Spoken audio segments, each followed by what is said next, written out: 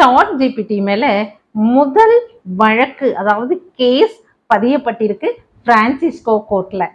என்ன அப்படின்னு கேட்டீங்கன்னா, அமெரிக்காவில் புளோரிடாவில் இருக்கக்கூடிய பாஸ்டர் அவர் தன்னுடைய ஒரு உடல்நிலை பாதிப்புக்காக அவர் சாட் ஜிபிடி கிட்ட ஆலோசனை கேட்டிருக்கார். அதாவது சர்ச்சில் பாஸ்டர் ப்ரே பண்ணிட்டு இருக்கும்போது அவருக்கு மூச்சு திணறல் ஏற்பட்டிருக்கு.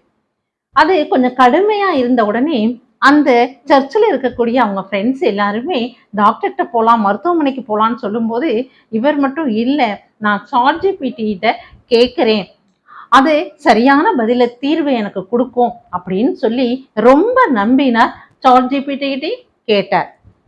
உடனே சாட் ஜிபிடியும் பதில் சொல்லியிருக்கு. என்னன்னா, இது ஒரு சாதாரண பிரச்சனை தான், இதற்கு எல்லாம் நிறைய பேர் பயப்படுறாங்க, ஆனா இதுல ஒண்ணுமே இல்லை, சாதாரண ப்ராப்ளம் தான், அவ்வளவு ஈஸியா உங்கள் உடல்நிலை பாதிக்கிற அளவுக்கு கடவுள் ஒன்றும் சாதாரணமா உங்களுடைய உடலை படைச்சிடல அப்படிங்கிற ஒரு வாசகத்தோட சாட் ஜிபிடி பதில் அளித்திருக்கு.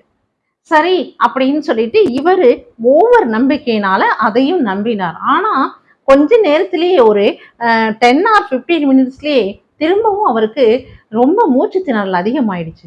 உடனே ஃப்ரெண்ட்ஸ் எல்லாம் டாக்டர்கிட்ட மருத்துவமனைக்கு அழைத்துட்டு போய் காமிக்கும்போது நுரையீரல்ல ரத்தம் உறைஞ்சிருக்கு, அது தீவிர பாதிப்பு தான் இது அப்படின்னு சொல்லி இப்ப ஐசியூவில் இருந்து அவர் ட்ரீட்மெண்ட் எடுத்துக்கிட்டு இருக்காராம். அதாவது தீவிர சிகிச்சை பிரிவில் இருந்து ட்ரீட்மெண்ட் எடுத்துக்கிட்டு இருக்காரு.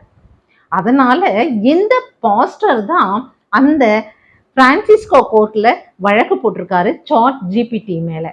எப்படி அப்படின்னா, இவர்கள் சொல்வது அத்தனையும் நான் நம்பினேன், அதனாலதான் என்னுடைய உடல்நிலை இவ்வளவு பாதிப்புக்கு உள்ளானுச்சு, அதனால சாட் ஜிபிடி நிறுவனத்துக்கு மேலையும் அதனுடைய செயல் அதிகாரி மேலையும் நீங்க நடவடிக்கை எடுக்கணும்.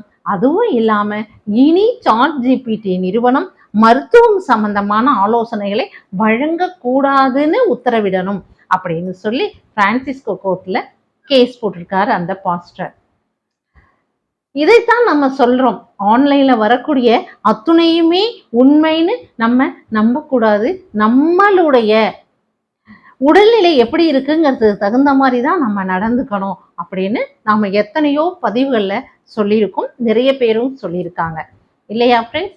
அப்படித்தான் கூகுள்ல அந்த வழியை பார்த்துட்டே போறாங்க இல்லையா, கூகுள் மேப்ல அப்படி போய் ஏரிக்குள்ள விழுந்தவங்க, ஆறுக்குள்ள விழுந்தவங்க, இதெல்லாம் நிறைய பேர் இருக்காங்க. எல்லா சயின்ஸ் நமக்கு ஆதரவு கொடுத்தாலும் நம்மளும் கொஞ்சம் யோசிக்கணும் இல்லையா?